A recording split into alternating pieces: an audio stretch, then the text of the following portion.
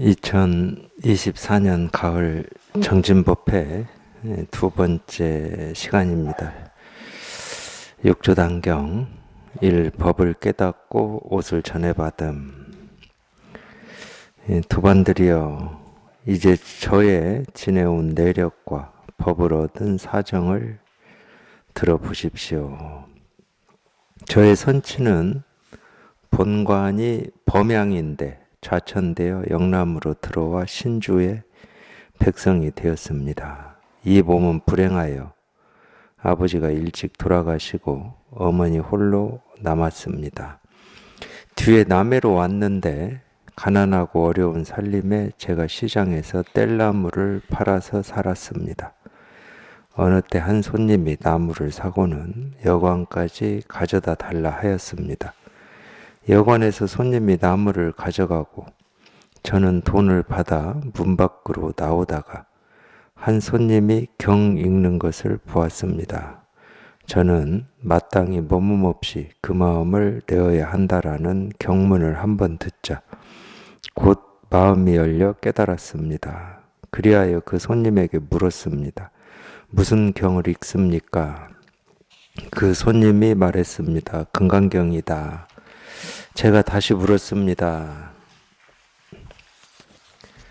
어디에서 오셨기에 이런 경전을 가지고 있습니까? 그 손님이 말했습니다. 나는 기주 황매현의 동선사에서 왔다. 이 동선사라고 하는 이 절 이름입니다. 황매현의 동선사에서 왔다. 그 절은 오조 홍인대사가 계셔서 교화를 하시는데 문인이 1000명이 넘는다. 나는 그곳에 가서 인사드리고 이 경을 받았다.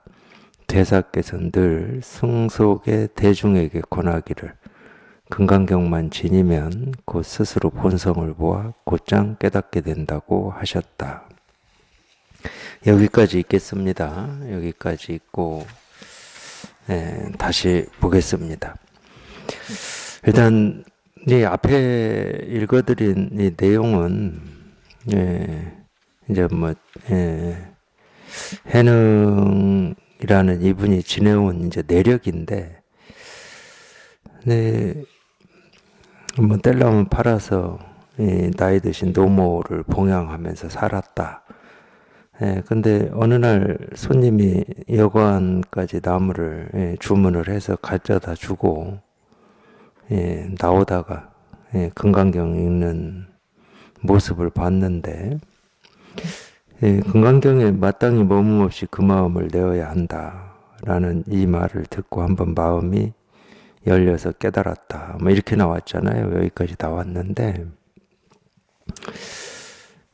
모르죠. 뭐 이제 육조단경이라고 하는 이제 이런 경전도 이게 쭉 이 단경이라고 하는 이 한 권의 책으로 쭉 전해져 내려온 건 아니고, 지금 저희가 보고 있는 이 육조단경은 몽산덕이 스님이라고 하는 분이, 몽산덕이는 원나라 때 스님입니다. 원나라 때 이 몽산덕이라고 하는 스님이 여기저기 조각조각 있는 이 육조단경, 육조해능의 가르침을 무슨 마음이었는지는 모르겠지만 자기가 오랜 시간에 걸쳐서 이걸 다 모았어요. 모아가지고 편집을 했다고 해야 됩니까?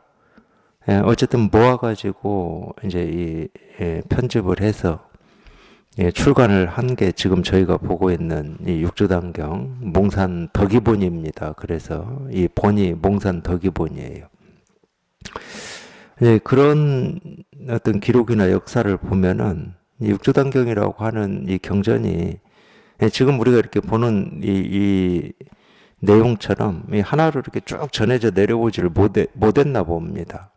어떤 연유인지는 우리가 알 수가 없고, 그래서 여기에는 이제 그런 말이 좀 안 나왔어요. 우리가 그냥 상식적으로 또는 이 공부하는 입장에서 한번 보면은 그냥 뭐 직장 다니다가 그냥 어떤 경험으로 문득 깨닫는다. 사실은 이런 경우는 없습니다. 뭐가 빠졌냐면은 뭔지는 모르지만은 아까 뭐 첫 시간에도 제가 말씀드렸지만 그걸 우리가 근본이라고 뭐 이름을 붙여도 되고 안 붙여도 되는데 이 마음의 어떤 이 갈증이나 이 목마름을 이 해결하고자 하는 어떤 그런 이 몸부림이라고 해야 됩니까? 그런 뜻, 원. 예, 이게 없으면은 이런 한마디 듣고 절대 못 깨달아요. 이 석가모니 부처님도 새벽 하늘에 반짝이는 별을 보고 깨달았다고 그러시잖아요. 그 상황을 한번 우리가 석가모니 부처님 어떤 일대기나 이런 걸 한번 기억을 해 보십시오. 이분은 어쨌든 뭐 이 생로병사라고 하는 거에 대한 문제의식을 가졌던 우리 이 삶이라고 하는 게 도대체 뭐냐. 결국은 지금은 이 젊고 이 왕자로서 먹을 것이 전혀 부족하지 않고 하인도 부족하지 않고 사는데 뭐 부족이 없지만 이 결국은 인간은 이 늙고 병들어서 죽는다. 그러면 지금 이 젊음을 이렇게 누리는 이것도 별 의미가 없다. 이제 이런 생각이었거든요, 석가모니는. 그래서 이 생로병사라고 하는 게 어쨌든 이 화두가 됐고 의단이 됐던 것 같아요. 그래서 이 세간적으로 보면, 이 물질적인 걸로만 보면, 이 왕자로 태어나서 왕자로 사는데 뭐가 부족하겠습니까? 옷이 부족하겠습니까? 뭐 땅이 부족하겠습니까? 먹을 게 부족하겠습니까? 하인이 부족하겠습니까? 전혀 부족이 없어요. 그러니까 그런 어떤 물질적인 거라든지 우리가 이 분별되는 어떤 걸로 우리 마음의 갈증이나 목마름이 해결이 된다. 그러면 인류가 종교를 만들어낼 필요가 없었어요. 어떤 철학이나 사상 같은 경우도 그렇게 만들 필요가 없었습니다. 뭐 이니, 기니, 근본이니 뭐 이런 말을 할 필요가 없어요. 아니 분별되는 어떤 걸로 이게 해결이 되는데 만족이 되는데 그걸 뭐 하려고 연구하고 뭐 하려고 탐구했겠습니까? 근데 그게 안 되는 거야 이게.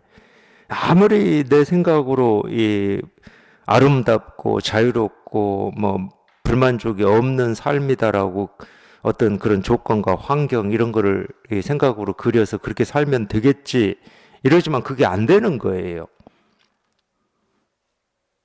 그래서 사실은 이 석가모니라고 하는 이분이 이 깨달은 어떤 그 인연이나 이 과정에서 이 얘기를 여러 가지를 하고 있는데 그 중에 하나가 왕자라고 하는 신분입니다. 왕자. 전혀 물질적으로 부족함이 없는 삶. 사실은 남죠, 남아. 그럼에도 불구하고 이 어떤 이 생로병사. 이 생로병사라고 하는 것은 달리 얘기하면 우리가 왜 태어나서 왜 사는지에 대한 의문이잖아요. 생이 태어난다라는 말이니까. 근데 그게 밝혀지지 않으면은 늙고 병들고 죽는 이게 불안할 수밖에 없고 두려울 수밖에 없고 우리가 이 몸을 가지고 사는 동안 온갖 것을 다 가지고 누리고 즐기면서 살았다 하더라도 결국은 이걸 다 놓아야 되고 이걸 가지고 갈 수가 없고 아무리 맛있는 게 있어도 뭐 병들고 늙으면 먹을 수가 없고 이런 근원적인 이 목마름이란 말이에요. 그래서 왕궁을 뛰쳐나갔죠. 뛰쳐나가서 어떤 수행자의 삶이라고 해야 됩니까? 수행자의 삶은 당연히 이 근본을 해결하는 겁니다. 물론 이제 이 근본을 해결하는 어떤 이 방식이나 방법에서 각 나라마다 민족마다 어떤 이런 종교적인 게 있어요. 종교적인 게. 그때 이제 고타마 시다르타가 처음 한 건 인도의 어떤 이 전통적인 수행법인 요가를 했죠. 요가. 요가의 스승을 찾아가서 했습니다. 그리고 이제 요가 기록으로 보면은 첫 번째 스승도 요가였고 두 번째 스승도 요가 스승이었습니다. 두 번째 스승은 뭐 비상 비비상천을 가르치는 스승이었다고 그러는데 그렇게 해서도 안 됐어요. 스승은 전부 인가를 했거든. 이제 네가 너한테 더 이상 가르칠 게 없다. 근데 스스로 이 갈증 해결이 안 됐는데 아무리 이 선정삼매를 그쪽에서 얘기하는 선정삼매 깊은 명상에 잠겨서 나도 없고 세상도 없고 뭐라고 할 것도 없는 그런 상태를 유지하는 이게 뭐 하루에 몇 시간씩 그런 선정 상태를 유지한다 하더라도 결국은 먹으려면 그 선정 밖으로 나와야 되고 움직이려도 선정 밖으로 나와야 되니까 뭐 그런 문제의식이 있었다고 그래요. 근데 그거보다 더 큰 거는 이 자기 내면의 이 갈증과 목마름이 해결이 안 된다는 거예요. 예, 그래서 이제 세 번째로 간 곳이 고행숲이잖아요, 고행숲. 예, 고행자들이 모여서 수행하는 그 숲. 예, 고행숲은 뭐, 예, 그것도, 예, 우리가 흔히 그냥 아무렇게 생각해 보면, 예, 고행을 통해서 깨닫는다. 말이 안 되는 것 같지만, 예, 고행이라고 하는 게 이 깨달음의 어떤 방법을 이렇게 정립을 시켜 놓은 거는 그 이론적인 틀이 있어요. 예, 당연히 이 육신과 우리 이 정신이라고 하는 거를 가지고 이 얘기를 하고 있습니다. 이 정신, 영혼이라고 하는 것은 정말 순수하고 깨끗한데, 예, 육신에 들어와서 같이 살다 보니까 이 깨끗하고 이 순수한 이 영혼이라고 하는 게 이 육신을 자기라고 이렇게 착각을 해버려 가지고 육신의 어떤 욕구라든지 뭐 욕정이라든지 탐욕이라든지 화냄이라든지 이런 걸 쫓아가 버렸다는 거예요. 쫓아가 버렸다. 그러니까 약간 일리가 있잖아요. 예를 들어서 이걸 진짜 깨달은 입장에서도 우리 마음은 본래 깨끗해. 어떤 탐욕이나 뭐 화나 스트레스로부터 오염이 되지 않거든. 근데 자기 스스로가 분별을 해가지고 그런 어떤 생각이나 느낌이나 감정이나 뭐 욕구나 이런 거를 이렇게 쫓아가 버렸다. 뭐 이런 식으로 얘기를 하잖아요. 비슷합니다. 다 말은 다 비슷해요. 그래서 이 깨끗한 이 영혼이 이 정신이 이 자기 스스로 본래 스스로를 이렇게 되찾는 길이 뭐냐? 육신을 괴롭히는 거야. 육신을. 그러니까 수염도 안 깎고 목욕도 안 하고 머리도 안 깎고 먹는 것도 그냥 이 육신이 정말로 그냥 아득바득 이제 더 이상 먹을 걸 안 주면 나는 죽어 할 만큼만 그걸 뭐 보통 그런 식으로 표현하잖아요. 하루에 곡식 씨앗 뭐 몇 알을 먹으면서 지냈다 뭐 이런 거잖아요. 그러니까 육신을 그냥 괴롭히는 거야 그냥.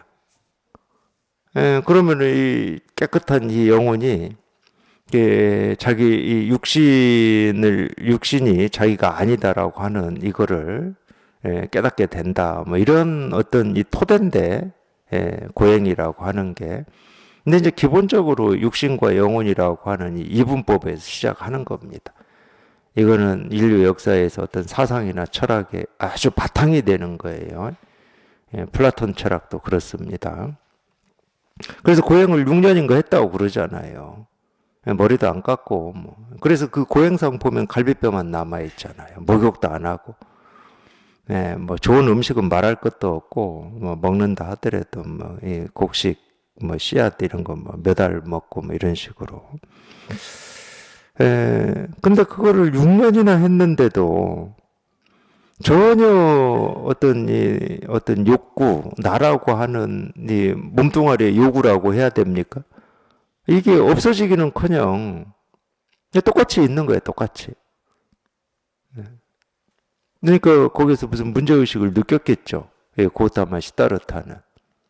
그래서 고행숲을 나오게 되는 겁니다. 처음에 나와서 한 게 목욕하는 거예요. 강물에 가서 목욕하는 겁니다.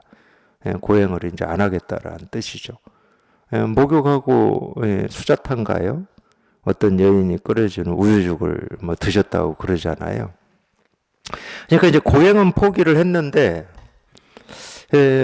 고타마 시다르타 입장에서는 자기가 깨닫기 위해서 어떤 이 갈고 닦고 수행이라고 하는 것은 해볼 만큼 해본 거예요. 이제 그것도 뭐 보통 그런 고행을 6년이나 한다. 그건 뭐 보통 의지나 뜻을 가지고는 못 하겠죠. 보통 사람은 못 할 겁니다. 저보고 하라고 그래도 못 해요. 어떻게 그걸 합니까? 그러니까 이 깨달음에 대한 어떤 이 뜻, 원이 뭐 왜 그런지는 몰라요. 저도 왜 그런지는 몰라도 무지하게 깊은 거예요. 그러니까 그거는 사라지지 않았지만 이제 깨닫기 위해서 해볼 만한 건 다 해봤는데 이제 더 이상 할 게 없어. 그러니까 뭐 나무 밑에 앉아서 있었다고 그러잖아요. 더 이상 할 게 없어, 할 게. 뭘 이걸 할 수도 없고 저걸 할 수도 없고. 명상은 뭐 고행하기 전에 수도 없이 해봤고. 요가가 요가 명상이니까.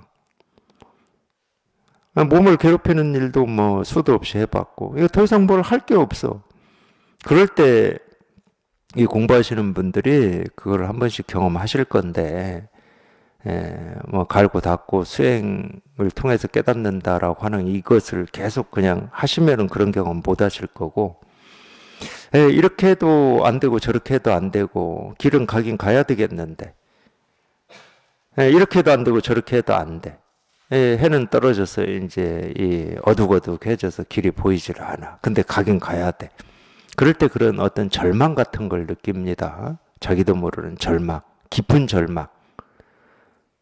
근데 이거를 해결해야 되겠다라고 하는 어떤 뜻이나 뭐 원은 안 사라져요.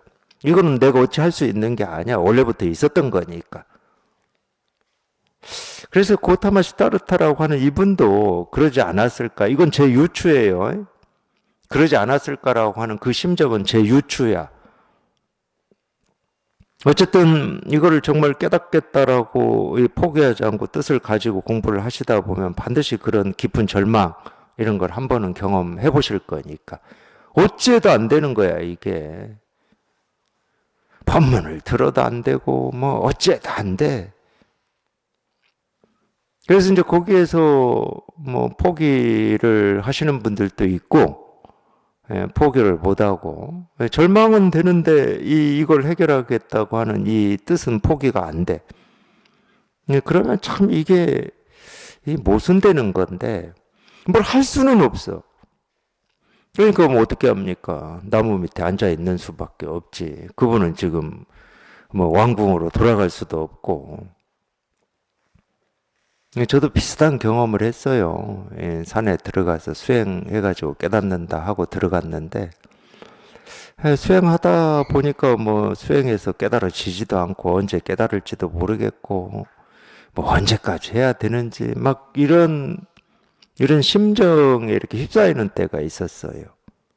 근데 이거는 포기는 못 하겠어. 이거는 내가 포기할 수는 없어, 이거는. 이거는 반드시 어떻게든 해결을 해야 되겠는데, 너무 깜깜하고, 이게 뭐 해서 된다라는 보장도 없고, 근데 포기는 안 되더라고.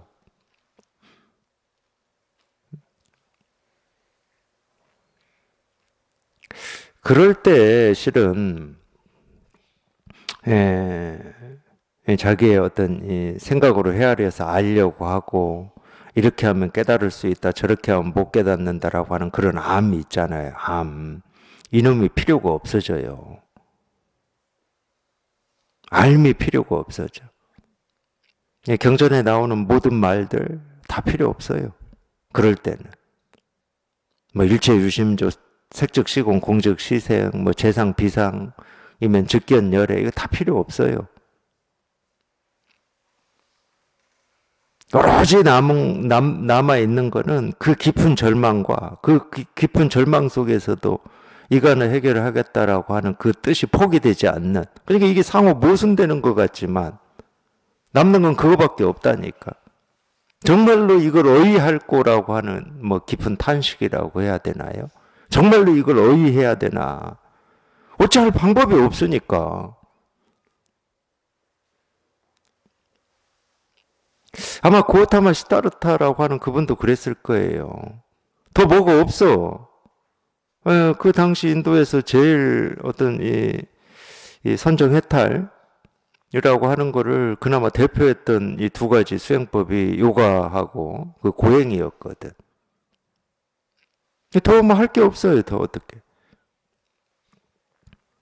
그리고 같이 6년이나 고행숲에서 고행을 통해서 어떤 이 깨달음을 얻으려고 했던 그 도반들이 있잖아요.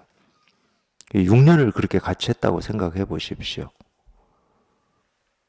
거기에서 같이 해온 어떤 이 동지애라고 해야 됩니까? 그 끈끈함이라고 해야 됩니까? 그걸 배신한다는 게 쉽겠습니까? 그러니까 같이 고행했던 그 도반들이 고타마 저놈은 이제 우리를 배신했기 때문에 우리한테 다가오더라도 말도 걸지 말고 아는 체도 하지 말자 뭐 이랬다고 그러잖아요. 이거 갈 것도 없고 어떻게 할 수도 없고 지금까지 그나마 고행이다 하더라도 같이 해왔던 도반들이 있어서 힘도 되고 위로도 되고 뭐 그런 돈독함도 있고 그랬는데 그것까지도 이제 다 포기해야 되고. 근데 가진 거라고는 아무것도 없어 이제. 가진 거라고는 그 깊은 절망밖에 없다니까.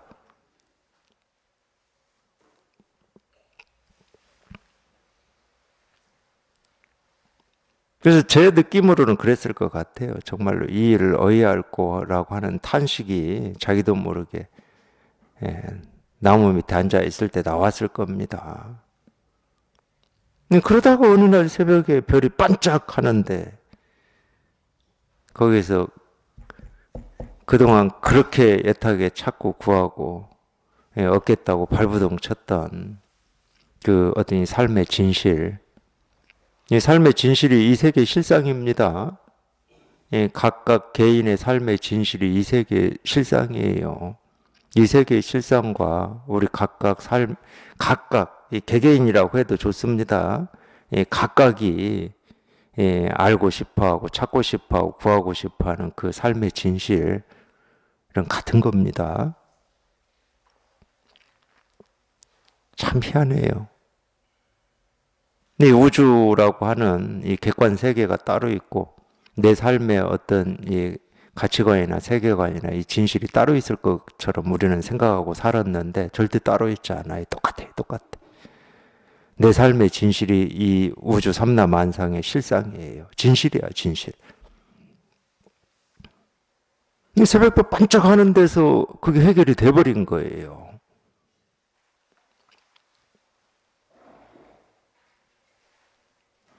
그래서 그런 목마름이 이거를 해결하는데 밀어 올리고 도와주고 안내하고 이 해결의 길잡이가 되는 거지. 이런 목마름 없이 그냥 뭐 나무 팔고 살다가 뭐 어떤 인연으로 문득 깨달았다 그런 일은 없어요.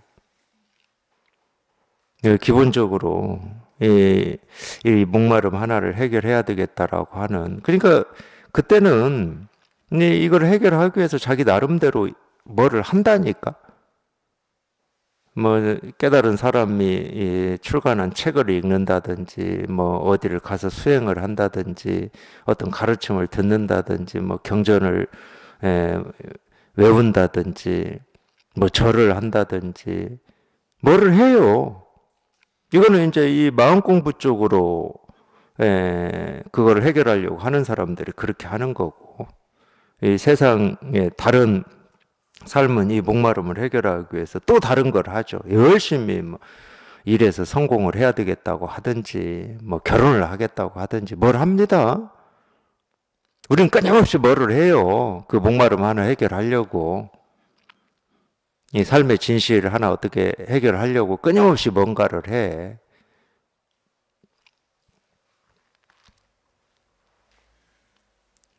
근데 그쪽에 관심을 가지고 있으면 뭐 이걸 깨달을 수가 없는 거고, 그래도 뭐 자기 인연이 어찌 돼서 그랬는지는 모르겠지만, 전생에 뭐 복을 지어서 그랬는지 뭐 잘못을 해서 그랬는지는 저는 모르겠지만, 그 목마름을 해결하려고 하는 어떤 방향이 어떤 이런 정신적이고 종교적인 마음 공부 쪽으로 가지고 있는 사람들이 있는 거예요, 이렇게. 이것도 끊어진 적이 없습니다, 인류 역사에서. 이것도 끊어진 적이 없어요. 그래야 그런 일이 한번 벌어지는 거예요. 근데 육조스님 자기가 살아온 어떤 내력이나 사정을 말씀하셨는데, 그 부분이 여기에는 없어요. 비록 이 뗄나무 팔아서 이렇게 먹고 살고 어머니를 봉양하고 지냈지만 어떤 마음속으로는 어떤 그런 갈증 이런 게 있었다, 이 부분이 없어요. 말씀을 하셨는데 뭐 기록이 안 됐든지 뭐 그 부분이 없어요. 그 부분이 없이 그냥 금강경 독송하는 소리 듣고 문득 깨달았다 이렇게 나오거든요. 근데 이제 금강경 구절 중에서도 응무소주 이생기심이라고 하는 마땅히 머문 없이 그 마음을 내어야 한다. 이 독송 소리를 듣고 그냥 확 깨달아 버렸다는 거예요. 그래서 제가 묻고 싶은 게 있습니다. 모험 없이 그 마음을 내야 된다. 이게 무슨 뜻입니까? 아, 우리가 모른다고 쳐. 무슨 뜻인지. 육체 해능은 이게 무슨 뜻인지 알고 이 소리 듣고 깨달았겠습니까? 모험 없이 그 마음을 내어야 한다. 그 뒤에 대화 내용을 보면은 금강경이라고 하는 경전이 뭔지도 몰라요. 그러니까 묻잖아요. 그 경전이 무슨 경전입니까? 그러니까 금강경이다 이러니까. 아니 그 경전은 도대체 어떻게 가지고 있습니까? 이렇게 묻거든. 금강경인지도 몰라.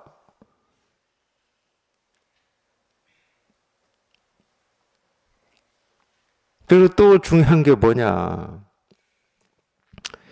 그래서 이런 이 설법을 듣고, 뭐 제가 아는 거는 무심선언하고 우리 어린선언밖에 없으니까, 어린선언이나 무심선언이나 이런 설법을 듣다가 이거를 체험하신 도반들이 정말 많으신데, 그러면 이걸 체험하고 멈음 없이 그 마음을 내야 된다. 이 말이 무슨 말인지 아시냐? 모릅니다. 왜 모른다고 제가 자신하냐? 저도 체험하고 몰랐으니까. 그 말이 무슨 말인지 몰라. 멈음 없이 그 마음을 내어야 한다? 이게 뭔 말이지? 모른다니까?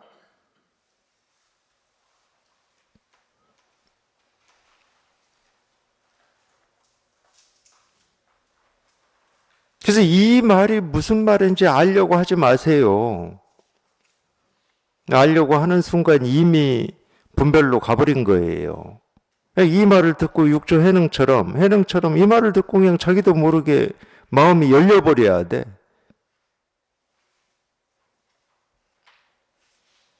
뭐 색즉시공 그게 무슨 말인지 알려고 하지 마시라고. 그 말을 듣고 그냥 마음이 열려버려야 돼.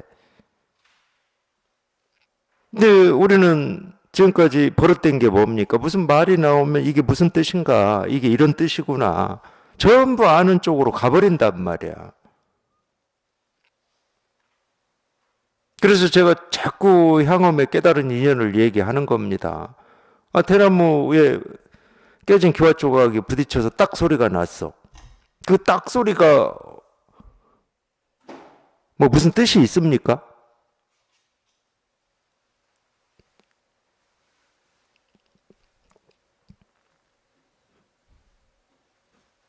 그래서 사실은 마음 공부하겠다라고 하시는 분들은 꽤 되는데 이런 선의 가르침에 관심을 못 기울이는 이유가 이렇게 가르치니까. 도가 뭡니까? 이겁니다. 좀 말을 해줘야 되는데 말은 안 해주고 뭐 책상이나 두드리고 손가락이나 세우고 이러니까 그만큼 우리가 말에 오염돼 있는 거예요. 어떤 말인지 어떤 뜻인지 무슨 의미인지 자꾸 알려고 그래. 알려고. 알아서 그 지식을 쌓아놔야 마음이 편해. 거기에 익숙해져 가지고. 근데 해능은 머뭇 없이 마땅히 머뭇 없이 그 마음을 내야 된다. 무슨 말인지 모릅니다. 그러니까 마땅히 머뭇 없이 그 마음을 내야 한다 이거나 석가모니 부처님이 새벽별 반짝하는 거 보고 깨달았다고 할 때 새벽별이 반짝하는 거나 깨닫고 나셔서 영산회상에서 꽃 한 송이 이렇게 든 거나 사실은 다 똑같아. 다 똑같아. 조주가 뜰 앞에 잣나무라고 한 거나 다 똑같아. 그러니까 조주가 뜰 앞에 잣나무다 했을 때는 거기는 잣나무가 없어요.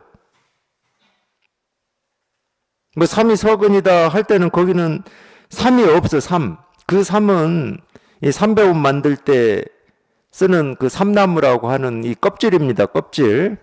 껍질로 어떻게 해가지고 뭐 어떻게 하는 과정은 저는 모르겠고 그걸로 옷을 만들거든. 그게 삼나무예요. 삼이 서근이다 그럴 때는 거긴 삼이 없어요. 동산이 물 위로 간다도 마찬가지야. 거기에 무슨 동산이 있고 물이 있으면은 어떻게 동산이 물 위로 갑니까? 물 위로 산이 어떻게 가? 없어.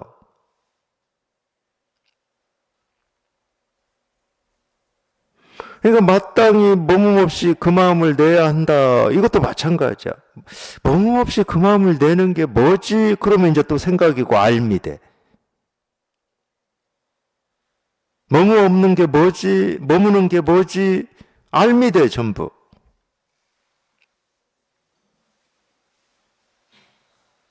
알물 얘기하는 게 아닙니다. 설법은 알물 얘기하는 게 아니에요. 가르침은 알물 얘기하는 게 아니야. 마음을 얘기하는 겁니다. 마음을. 우리가 깨달음이라고 하는 이 마음을 얘기하고 있는 거야. 교리에도 나오잖아요. 제가 첫 시간에도 말씀드린 것 같은데 이 세계는 그냥 하나의 마음이다. 근데 이 마음이라고 하는 건 모습이 없어서 마음이 뭐다고 할 수가 없어. 그러니까 얘기할 수 있는 것은 뭐 예를 들어서 뭐 잣나무니 삼위석은이니 뭐 손가락이니 책상을 뭐 두드리니 이렇게 우리 분별되는 거를 얘기를 하고는 있지. 근데 분별되는 걸 얘기하고 있다고 해서 분별되는 그거구나 그러면 어떻게 깨닫겠습니까? 그냥 이 손가락을 하나 세우든 책상을 두드리든 뜰 앞에 잣나무라고 하든 마땅히 머무엇이 그 마음을 내야 된다라고 하든 이 분별되지 않는 이 마음을 가리키고 마음을 드러내고 있다니까요.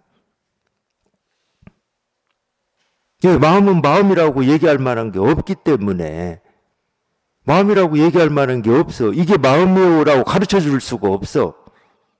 그런 마음은 없어. 모습이 없는데 뭐 그거를 우리가 어떻게 얘기를 하냐고. 있다고도 못하고 없다고도 못하는 거지.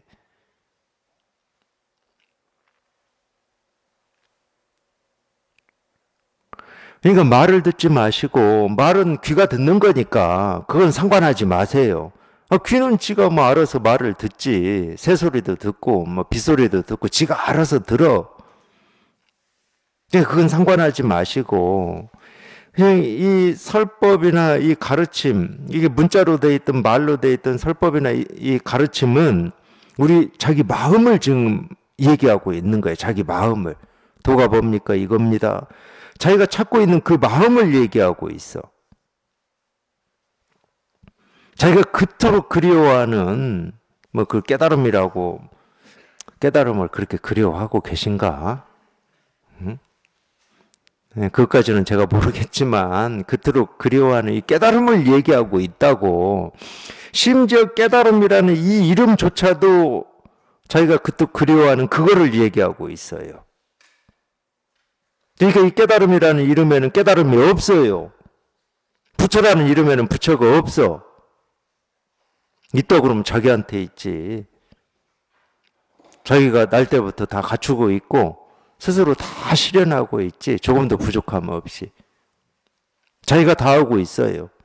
그렇다고 다 하고 있는 이게 어떤 건가 하고 또 찾으면 없어. 모습이 없는데 어떻게 찾냐고. 다 하는 이게 뭐지? 그 말 들을 때 저도 그랬던 것 같아. 오래된 기억이긴 하지만 다 하고 있다고 그래. 자기가 갖추고 있고 자기가 다 쓰고 있다는 표현을 많이 하신 것 같아. 쓰고 있다고 그래.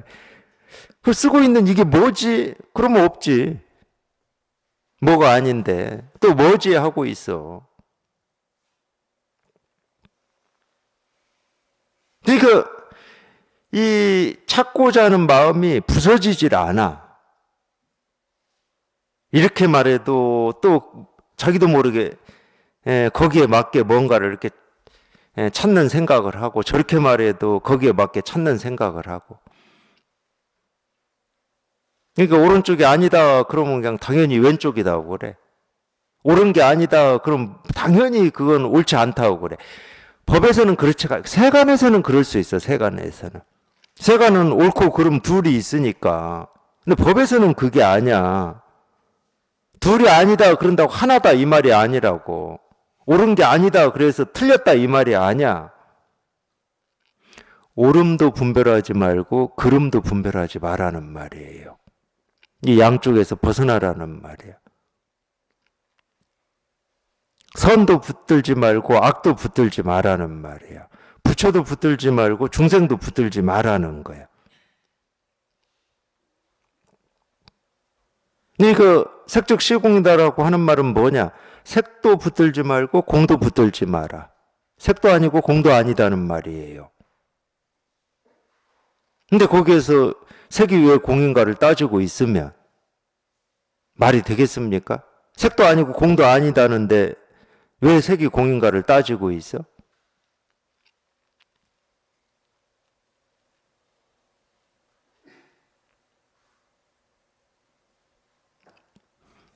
그게 무슨 말이든 그냥 그 말을 듣고 자기 마음이 열려야 되는 거예요. 그래야 우리가 이 법문을 듣고 있다 이럴 수 있는 거예요. 열리지 않으면 그건 법의 문이 아니지. 법에 들어가는 문이 아니야. 아무리 뭐 법문을 잘하고 이걸 이렇게 딱 가르쳐 준다 하더라도 자기 스스로가 이 법에 들어가지 못하면 그 법문은 법문이 아니야. 그냥 빨리 폐기 처분해버려야 돼. 들은 걸 기억할 필요가 없어.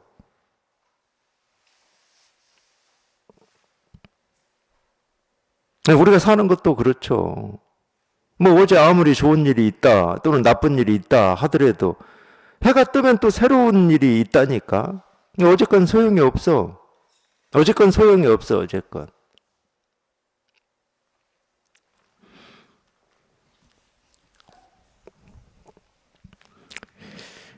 네, 마땅히 머문 없이 그 마음을 내어야 한다. 하여튼 이거에 대해서 말이 많더라고. 뭐 이렇게 저렇게 뭐 말을 많이 하시는데 다 필요 없어요.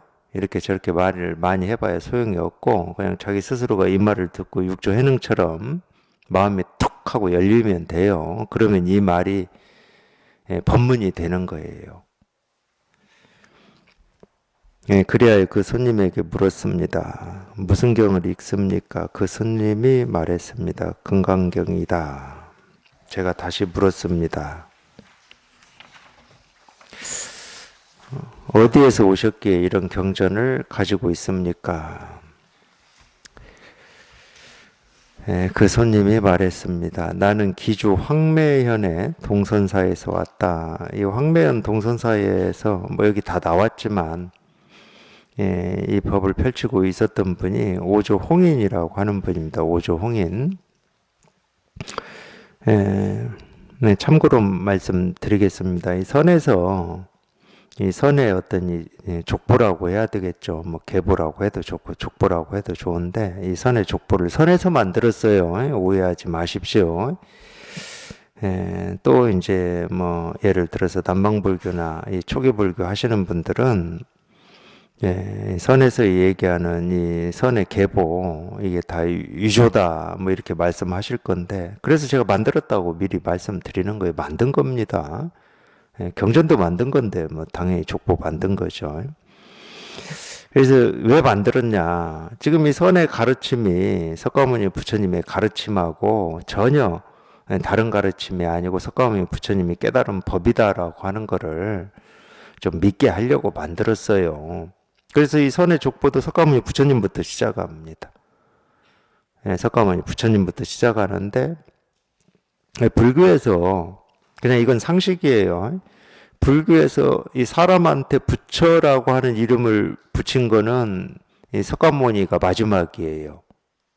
그 이후로는 부처라는 이름을 안 붙였습니다. 그래서 이제 이 소승불교나 이 남방불교에서는 석가모니 이래로 깨달은 사람들을 뭐라고 그 뭐죠? 아라한이라고 그럽니다. 무학. 뭐 절학이라고도 해요. 배울 게 없다는 말이에요. 배울 게. 근데 이 선에서는 선사라고 그럽니다. 물론 이제 선사 이전에 조사가 있었죠. 그래서 이제 이 조사 계보를 만든 겁니다. 그래서 이 첫 번째 조사가 석가모니 부처님의 제자였던 가섭이에요. 이 2대 조사가 안한이고 이렇게 해서 인도 28대 조사를 만들었어요. 그래서 마지막 28대 인도 조사가 우리가 알고 있는 그 달마입니다. 달마. 달마가 중국에 넘어와서 이 마음을 전했다고 그러잖아요. 그래서 이제 달마로부터 중국에는 5명의 조사가 나옵니다. 달마가 예, 중국 이 초조의 초조, 일대 조사야. 그러니까 중국에 5명이 나와요. 2조 해가 3조 성찬, 4조 도신, 5조 홍인, 6조 해능인데 어쨌든 이 해능이 이 5조 홍인 대사가 머무는 이 황매현 동선사를 찾아가서 여기에서 이 방화를 이제 찍고 홍인 대사가 밤에 몰래 불러서 금강경 가지고 이 설법을 해주거든요. 나중에 두 번째 크게 체험할 때도 홍인 대사가 금강경 가지고 설법할 때 크게 체험을 해요. 근데 희한하게도 두 번째 크게 체험할 때도 마땅히 머문 없이 그 마음을 내야 된다. 이 구절 설법할 때 크게 깨닫습니다. 또 그런 거예요. 이게 공부가 그렇더라고. 저도 이거를 체험을 했는데 제 스승님이 이겁니다 하니까 처음 체험했을 때는 이제 더 배울 게 없다고 생각했죠. 이건데 뭐 뭘 더 배워. 그냥 이건데 뭐 눈 하나 깜빡하는 거고 뭐 손 한 번 흔드는 거고 안녕하세요 한 번 하는 거고 뭐 그거야 그냥 해가 뜨고 지는 거고 뭐 아니 그렇게 다가왔어 하여튼. 이거 다른 말로 하면은 내가 경계라고 여겼던 이 세상에 생기고 사라지는 이 모든 것이 전부 그냥 이거 하나를 이렇게 드러내고 있고 이거 하나를 실현하고 있다. 뭐 이런 식으로 다가왔어요. 그러니까 뭐 더 이상 알 것도 없고 찾을 것도 없고 할 것도 없고 이제 법에 대해서는 아무 할 것도 없고 막 이런 느낌이었거든. 그러니까 이제 뭐 이겁니다 하는 이런 설법도 가르침도 이제 뭐 안 들어도 되겠구나. 그냥 저절로.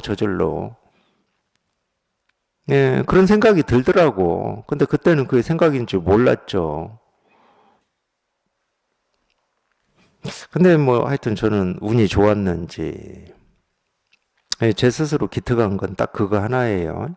그런 생각이 들었는데도 희한하게 하루 이틀 법문 안 듣고 있다가 그러니까 뭐 하루 이틀 같아요. 기억을 정확히 못하지만 그래도 또 법문이 듣고 싶더라고. 그래서 또 법문을 들었어요. 정전법회도 가고 이런 식으로 이렇게 그렇게 그냥 하다 보니까 아니 그냥 이걸 체험하고 여기서 끝난 줄 알았어. 정말로. 그런 제가 세간을 살 때도 좀 그런 오만함이 있었어요. 뭐 솔직히 말씀드리면 그런 오만함이 좀 있더라고. 뭔가 하나 알으면 다 안 것처럼. 아니 더 이상 뭐 안 배워도 되겠네 이러더라고. 아니나 다를까 그 버릇이 선을 공부하면서도 이걸 처음 하니까 그런 생각이 들더라고요. 근데 다행히 이제 제가 저한테 기특한 건 그거예요. 이 공부를 그때 포기하지 않고 법회도 나가고 스승님 법문도 듣고 찾아뵙기도 하고 이랬던 거. 그렇게 세월을 보내다 보니까 그 어느 날 이겁니다 그러는데 지금 전까지 이겁니다 해서 느꼈고 공감했던 이거보다도 훨씬 더 깊은 어떤 뭔가가 있더라니까. 뜰 앞에 잣나무도 그랬어요. 뜰 앞에 잣나무.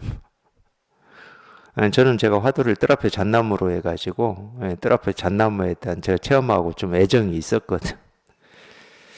이제 뜰 앞에 잣나무도 다 해결이 됐어. 그래서 끝난 줄 알았지.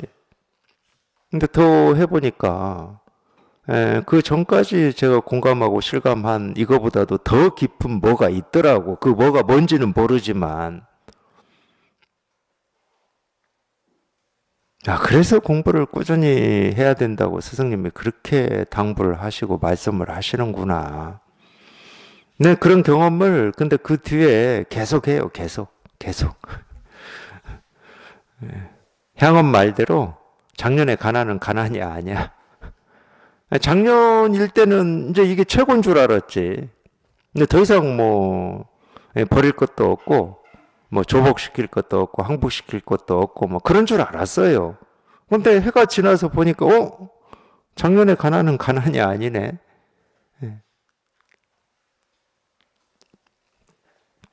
그런 게 공부를 하면서 저도 느껴졌거든. 네, 육조 해능도 그랬을 겁니다. 처음 그 금강경 독송 마땅히 머무면 머문 없이 그 마음을 내야 된다. 여기에서 마음이 열리긴 열렸어. 그러니까 열리긴 열렸다는 말이, 지금 이렇게, 보면은, 정말로 이런 세상이 있긴 있구나. 이 정도 같아요. 우리가 여기에 처음 체험한다라고 하는 거는. 아, 정말 이런 일이 정말 가능한 거구나. 이런 일이 있긴 있구나. 그러니까 아직 그거를 내가 보긴 봤고, 그걸 체험하긴 체험했지만 그게 내 살림이 안 되는 거야, 아직은. 자기 게 아니야. 온전히 자기 게 아니야. 이렇게 살짝 문 열고 이 바깥 세상이 있다는 것을 좀 확인해 본 뭐 이 정도라고 해야 되나? 자기 게 아니야. 자기 피가 되고 살이 된 게 아니야. 체화가 안 돼 있어.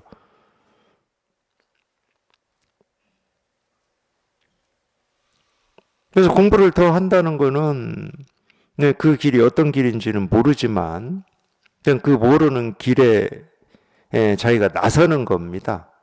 한 발만 내딛었다가 이제 두 발 다 내딛고 더 그 모르는 길에 더 깊숙이 걸어가는 거예요. 더 깊숙이 걸어가면 이전에 내가 살아왔던 이 삶이라고 하는 거는 이제 멀어져 버리는 겁니다. 더 이상 이제 돌아갈래야 돌아갈 길이 끊어져 버린. 근데 그거를 이제 우리가 불태전이라고 그래요. 불교에서는 불태전. 되돌아갈 곳이 없다는 거예요. 왜 끊어져 버렸어? 돌아갈 길이.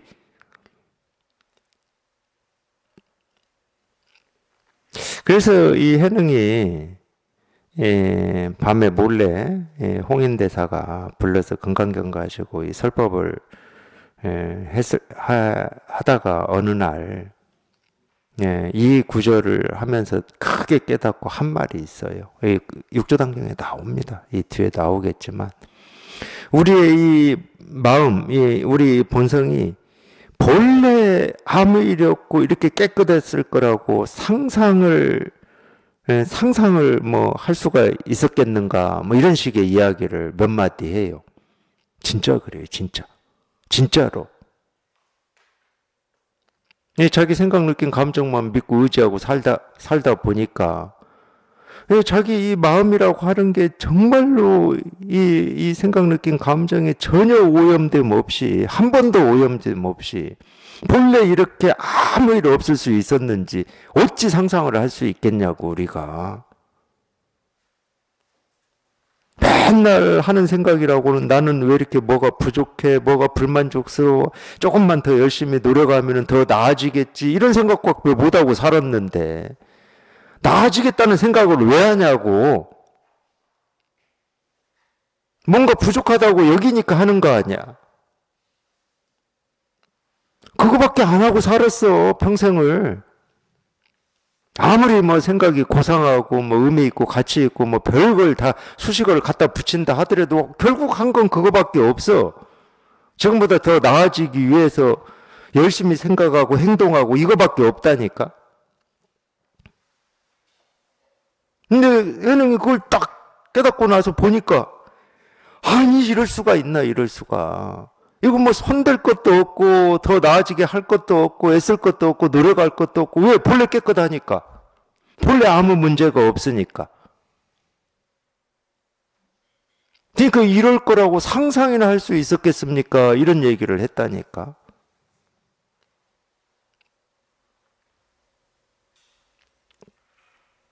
그걸 계속 말씀드리는 거예요. 자기는 믿지 못하겠지만 자기는 상상이 안 되겠지만 우리 본래 마음이라고 하는 이 마음, 우리 본성이라고 하는 것은 그냥 깨끗해. 아무 일이 없어, 아무 일이. 손댈 게 없어, 손댈 게. 그거를 체험하고 그거를 실감하는 게 마음 공부예요. 아, 손댈 게 없는데 뭐를 해?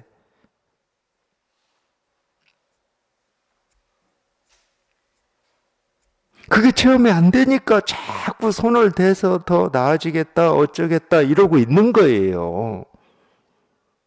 내가 이런 문제가 있는 원인이 뭐냐? 문제가 없는데 문제가 있다고 여기고 그 원인을 찾아. 어릴 때 무슨 상처 이렇게 찾는다니까. 그게 마음 공부라고는 쳐. 불교하고 무슨 관계가 있습니까? 깨달음하고. 그런 프로그램이나 그렇게 하는 게. 불법은 그게 아니야. 본래 손댈 게 없어. 왜? 병이 없으니까. 병이 없다는 말은 무슨 얘기예요? 중생이 없다는 말이에요. 얼마나 아름다운 세상입니까? 중생이 없어. 그거를 불교에서는 우리가 너무 들어가지고 그냥 감흥이 없는 말이야, 실은. 그냥 이 세계가 불국토다 이런 말. 감흥이 없어 너무 들어가지고 그냥 상투적인 말이 돼버린 거야. 근데 그런 말이 아니에요. 이 세계가 불국토다 그러면 이 세계에 살고 있는 우리 사람은 불국토 아닌가? 내 생각, 느낌, 감정, 손짓, 발짓은 뭐 불국토 아니야? 나를 쏙 빼고 사람 인류를 쏙 빼고 나머지가 불국토고 인류는 그냥 온갖 대립과 갈등과 번뇌와 뭐 폭력과 전쟁만 하는 뭐 그런 종족인가?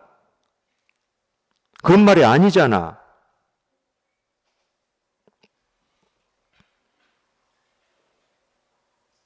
자기 삶을 손댈 게 없다는 말이에요. 손댈 게. 왜? 자기 삶 그대로가 온전해가지고. 온전해가지고 손댈 게 없다는 말이야. 이걸 제대로 깨달았다. 그러면 뭐 과거 2500년 전에 깨달았던 1000년 전에 깨달았던 동양 사람이든 서양 사람이든 이걸 제대로 깨달은 사람은 누가 가르쳐 주지도 않았는데 똑같이 이렇게 얘기합니다. 똑같이 이렇게 얘기해요. 아무 손댈 게 없다고. 제대로 깨달았다 그러면은.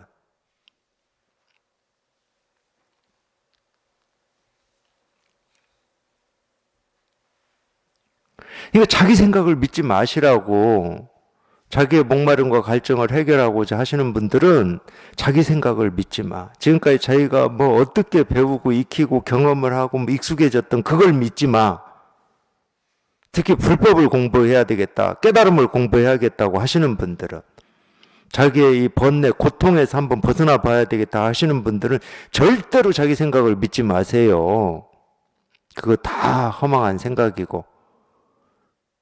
뭔가 이렇게 집착이 돼가지고 그걸 믿고 따르는 것 뿐이야. 진실이 아니야, 그거는. 진실은 이미 이 깨달은 분들이 다 말씀해 놓고 계셔. 아무것도 손댈 게 없다. 애쓰고 노력할 게 없다. 밖에 있는 게 아니다. 그냥 지금 당장 이렇게 다 실현돼 있고 조금 더 부족함이 없고 이 세계가 그냥 그대로 불국토다. 이렇게 다 얘기를 해놨어요. 다 가르쳐 놨어. 다 가르쳐 놨는데 이 가르침을 들을 귀가 없어. 귀가. 왜 없냐? 없어서 없는 게 아니야. 자기 생각 때문에 그래. 자기 생각 때문에.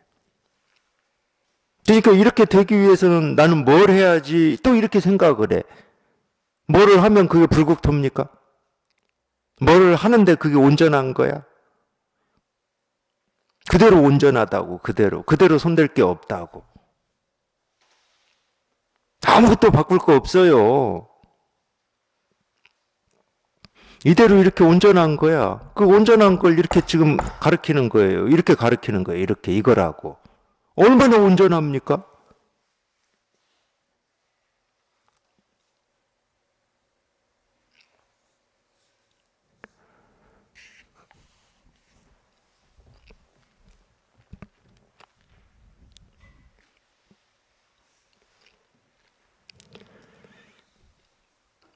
그러니까 육조단경을 가지고 우리가 법회를 하고 육조단경의 가르침에서 그래도 뭔가를 배워야 되겠다.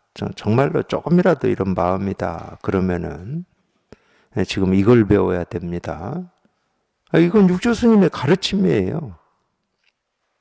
당신이 직접 그걸 경험해가지고 그렇게 딱 얘기를 해놨어. 근데 그건 육조 스님의 가르침일 뿐만이 아니고 정말로 여기에 통해서 이거를 제대로 공부를 해본 사람이라면 똑같이 얘기를 할 수밖에 없어요. 똑같이 얘기를 할 수밖에 없다니까.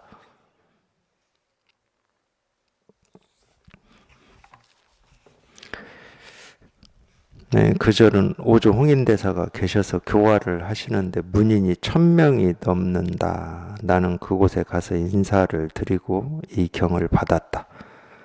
대사께서는 늘 승속에 대중에게 권하기를 금강경만 지니면 곧 스스로 본성을 보아 곧장 깨닫게 된다고 하셨다. 네, 금강경만 지니면 곧 스스로 본성을 보아 곧장 깨닫게 된다고 하셨다. 사실은 맞는 말이에요. 맞는 말인데 우리가 이제 예를 들어서 금강경이다 그러면은 우리는 이제 어떻게 생각하냐면 지금까지 이 세간에 살아온 입장에서는 금강경이다 그러면 금강경이라고 하는 이 가르침을 이 문자로 적어놓은 그 책이 있잖아요. 책. 그 책으로만 생각합니다. 그러니까 우리 뭐 분별이라고 해도 좋고 의식, 인식이라고 하는 게 굉장히 폭이 좁아요. 참고로 부처다 그러면은 우리는 지금까지 배우고 익히고 우리 머리로 생각하는 것은 2500년 전에 깨달은 고타마 시다르트만 생각합니다. 이렇게 좁아 우리 의식은. 왜 그것만 부처입니까?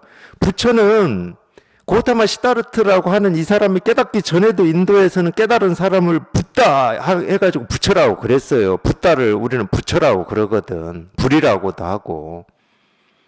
이 불이라고 하는 게 뜻은 뭐냐? 각입니다. 각. 깨달을 각. 그러니까 부처라는 말은 깨달음이야. 깨달음.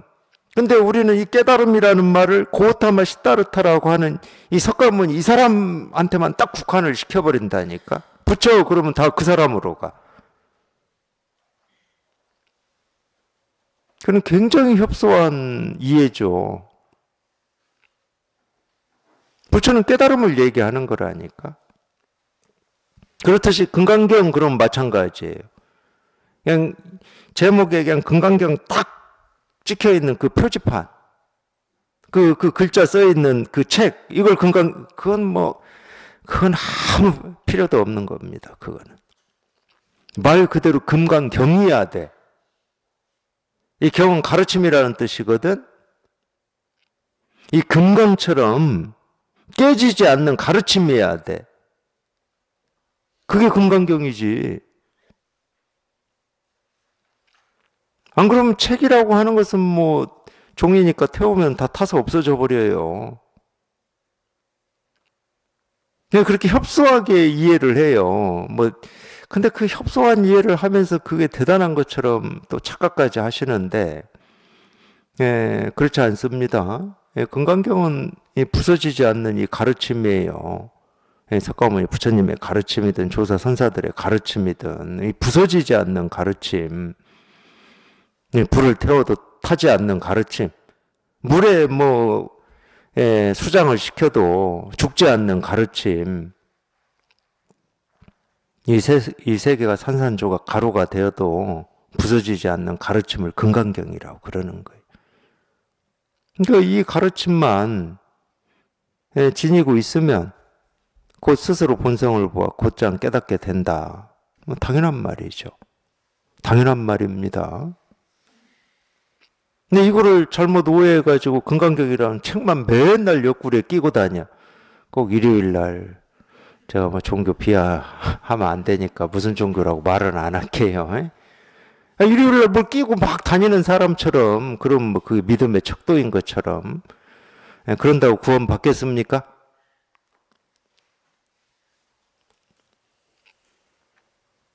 깨지지 않는 예수님의 가르침이 자기 가슴에 심장에 새겨져야 구원을 받든가 어쩌든가 하지. 그게 진짜 성경이지. 그게 진짜 금강경이고 그게 진짜 경전인 겁니다. 그게 진짜 부처인 거예요. 하여튼 이 깨지지 않는 이 가르침을 잃지 마십시오. 잃지 말고 꼭 지니십시오. 머리에 지니지 마시고 심장에 지니십시오. 심장에. 그러면 안 깨달을 수가 없어요. 이미 심장에 지는 순간 깨닫습니다. 이 깨지지 않는 가르침이 이거예요. 이게 금강경이에요. 이게 금강경. 그러니까 부대사가 양나라 무왕제가 금강경 강설해 달라고 하니까 그냥 이러고 내려갔잖아요. 이게 금강경이에요. 이게 금강경.